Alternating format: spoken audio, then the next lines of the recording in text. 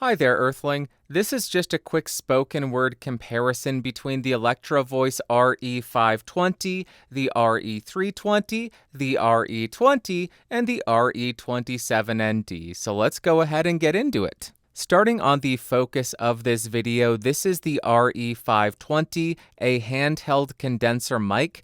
I am 3 inches off, connected to the 18i20, 48 volts is on, gain is set at 3 o'clock. Check the lower third to see how much I boost each of these mics in post.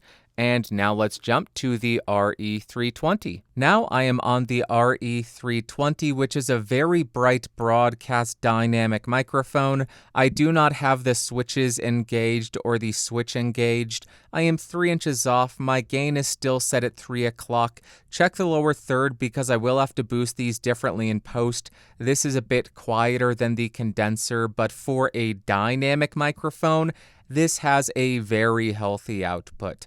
I feel like that's enough talking. You get a good feel for how the RE320 sounds. Let's go back to the 520 and do some more comparisons. Wow, was that good for you? Because we are back on the RE520 again to function as a palate cleanser before we jump to another broadcast dynamic, the RE20. So let's go ahead and do that right now. Now I am on the RE20, one of the most ubiquitous broadcast dynamic microphones. This is, I misspoke in my review video, I said this was $400. This costs around $450. Still 3 inches off, gain still set at 3 o'clock, check the lower third. That should be enough talking for you to hear how this sounds, and I did another comparison in the main video, so plenty of comparison for you. Let's go back and do the final comparison. I know, that was incredible for you as well, and we have one more microphone to go, but first off, this is another palate cleanser for you. RE520, handheld condenser, nothing has changed, but still check the lower third. And now, we're going to the brightest broadcast dynamic, the RE27ND, and I will run this in neutral mode. Let's do it. And finally, I am on the Electro Voice RE27ND neodymium magnet broadcast dynamic microphone. I forget how much this costs. Oh, the 320, that goes for maybe $300. I believe this is around $500. I do have this set in the neutral mode, so this is how it sounds right out of the box without any of the EQ switches engaged. 3 inches off. Gain is still set at 3 o'clock, no big surprise there. And I think that should be sufficient. This is likely going to be the brightest and to my ears most artificial sounding of the bunch, but I'm going to listen back and then we will reconvene and I'll share my opinions. But let me know what your opinions are in the comments down below while I do this.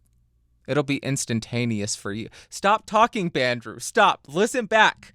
Okay, that's what I'm... Stop. All right, have you left your opinions and your thoughts in the comments down below? Because I am not going to wait any longer. I am going to share my thoughts. The first thing that I noticed, the RE520 is slightly less bassy compared to all of the broadcast dynamics. Then I also heard a bit more in the upper mids on this, and the midsection in general sounded a touch more forward, but a bit more natural and a bit smoother.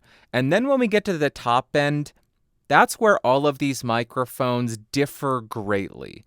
The RE20 comes across as the darkest. I also had somebody comment saying the RE20 came across more sibilant than the 520.